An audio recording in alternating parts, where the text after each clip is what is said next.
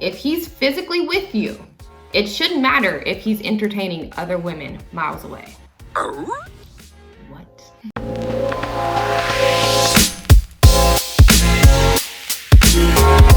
Hey y'all, welcome back to Modern Disciple, the podcast. So today we are going to be talking about relationship advice. The good, the bad, the absolutely insane. Y'all, I asked my followers to submit some of their worst relationship advice stories, and some of this stuff gets crazy. So yeah, we're gonna talk about it. So I'm gonna start off by saying my worst relationship advice probably would be that if a guy or a girl switches up on you and starts acting different, then that means that they cheated on you. And I'm not gonna say that this advice isn't a little bit valid, because there are definitely instances in which, if some behavior gets to changing, that means that they probably are doing something they ain't got no business doing. But I'm not gonna say this is always the case. And when I was given this advice, I was a young, impressionable teenager. So of course, I took it very much literal. So I was constantly questioning my boyfriends at the time, asking them, are you cheating on me? Are you cheating on me? Are you cheating on me? And okay, sometimes they were, I'm not gonna lie, but that wasn't the case all the time. I feel like that advice needs to be taken in stride. So for example, I did have a boyfriend where he used to actually take me out on dates, and we used to go out during the day. He used to call me during the day, and eventually we stopped going out on dates like that. We would just ride around his car, and he would only call me at night. And come to find out, a couple months later, he actually was cheating on me. So yes, in that case, that was the case. However, if somebody usually calls you every day at 7 o'clock, and one day they don't call you till 8:39, that doesn't automatically mean that they cheated on you. They could have something going on, they could have gotten off work late, whatever the case is. So I'm not gonna say that advice is completely just invalid, but just don't take that advice super literal if you are, trying to take that advice. So let's read some of the things that people have wrote in. Okay, this is a good one. So somebody said, as long as you love each other, work it out. That's cute. It really is cute. Unrealistic though, because you have to have more than just love, in order to work something out with somebody. If that person is abusing you in any type of way, if that person is manipulating you, taking advantage of you, then no, you don't need to just be trying to work it out just because you guys are infatuated with each other. And that's the thing. You have to know what real love is. Real love is, constantly, first of all, showing it, and love evolves. If you are changing, then that person, if they really love you, they should be able to handle and grow with you. If you're with somebody who is stagnant while you're over here changing, then sometimes it's not worth it to work it out with them, because they're stuck while you are over here trying to better yourself. So another one we have, okay, y'all, this one really tripped me out. She said, you have to make him love you. He'll change if you keep giving. Y'all, I almost freaked out at this, because what, sis? What do you mean just keep giving to him and then he'll change? And I had to ask the person that gave this advice, who gave you this advice? Because it sounds like it came from somebody older, and come to find out, yes, that person's grandma is the one that gave him that advice. And basically she just wrote in and said that, old school mothers tolerated a lot, and nobody was really screaming self-love back then. Her grandma was in her 70s when she was a teenager, and she was telling her to just keep giving, and even if that man didn't love them, just keep giving, and don't even necessarily consider whether he loves you or not. Just keep giving to him and it'll be okay. Well, back then, women didn't really have rights like that, and in order to be able to survive, they had to live off of a man, because they didn't really have the ability to get a job. And if they did have the ability to get a job back then, it was not paying them very much. Definitely wasn't enough to be able to take care of themselves. So that's the reason why, you hear a lot of these older, grandma, great grandma sticking with these men, even though Papa was a Rolling Stone, might have had another family across town, they were still sticking with them anyway. Why? Because they literally had to in order to survive. So we are not in that phase anymore. So I don't think that advice applies. And I hate that they felt that way back then, but definitely don't feel that way now, because you should not be putting up with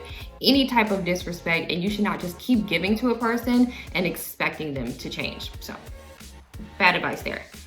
Okay, so another one we have is, if it's real, it'll come back. Here's the thing. The fake ones come back too. Like, I cannot tell y'all how many of my exes, well, I don't have a whole lot, but a lot of my exes will come back and, you know, still be trying to, you know, slither their way right on in there. And they weren't real. You know what I'm saying? They just wanted to see, was I dumb enough to take them back? And that's the thing. A lot of these people will do that because they're bored or they're desperate and they want to see if you're also desperate. And here's the thing, don't do that just because, oh, this must be a sign. No, it's a sign that these people are lonely and they're trying to see, are you dumb enough to take them back? Don't do it if they disrespected you. Now, if it was a different type of situation, if there was no disrespect involved and maybe you guys were just, you know, young or in the wrong location, you know, whatever, then okay, maybe consider working it back out. But 9 times out of 10, if you broke up for a reason. So don't take it back, you know, just because they try and come back. No. So another one we have is be his peace. Okay, so here's the thing, ladies.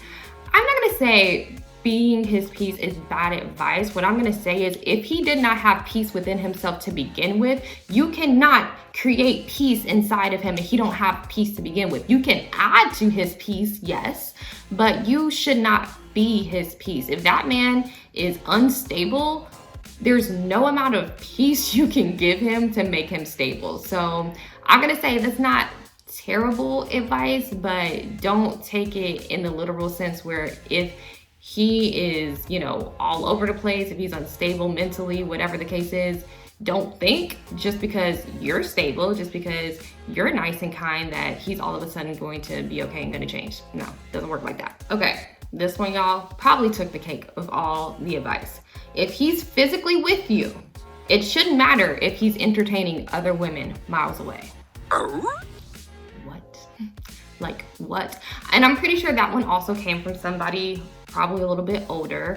And it just goes to show you, unfortunately, how much our, you know, grandparents, you know, maybe even some of our moms and, you know, great grandparents were putting up with. Because what in the world do you mean if he's entertaining people that ain't, you know, 5 miles down the street, that it's okay? No, it's not. No, it's not, ladies. We have to love ourselves, and gentlemen too. You have to love yourself more. You have to know your worth, know your value. Know if you believe in monogamous relationships, you should be with a person who believes in monogamous relationships. Don't put up with no bullcrap just because you say that you want somebody. Like, it's not worth it, and you are worth way more than that. So yeah, no, do not be letting your, you know, significant other entertain other people, even though, you know, they miles away. Or, you know, I've seen some situations where some people are like, you know, it's cool that he is still on a dating site even though we're dating, because, you know, he just having conversations with them online. Negative. Like, if you're in a monogamous relationship, be in a monogamous relationship. And if you want to play the field, be single, period. We got another one. So this one says, ignore him and he will come back.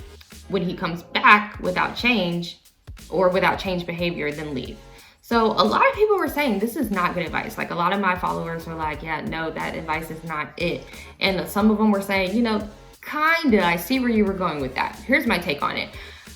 If that person, if you have told somebody that you don't like a certain behavior and they continue to do it again, then yes, at that point I say you don't necessarily have to just ignore them, like fall off the face of the earth, but just be like, you know, I don't know if this is going to work out because I already expressed to you how I felt about this and you continue to do it anyway. So, you know, I'm gonna go ahead and leave you alone.